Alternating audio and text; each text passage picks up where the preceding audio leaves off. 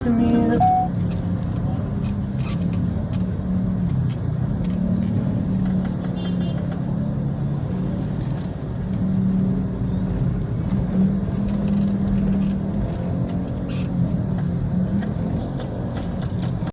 di media sosial video antrian panjang di tempat pengisian tabung oksigen. Video itu diunggah oleh akun Instagram @faktajakarta pada Kamis, tanggal 1 Juli tahun 2021. Video yang direkam dari dalam mobil itu memperlihatkan antrian panjang warga yang hendak mengisi ulang tabung oksigen.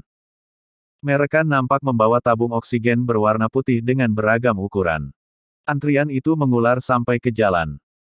Bahkan di depan kios nampak kerumunan warga yang sedang menunggu depot pengisian oksigen itu buka.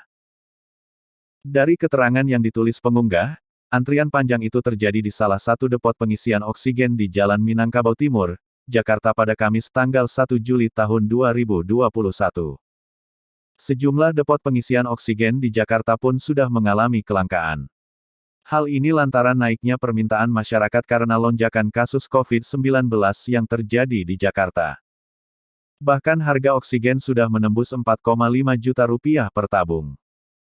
Harga oksigen mengalami kenaikan hingga 200% per tabungnya. Harga tabung oksigen ukuran kecil yang awalnya Rp600.000 kini menjadi Rp1,2 juta. Tabung oksigen ini sendiri digunakan oleh pasien COVID-19 kondisi tertentu.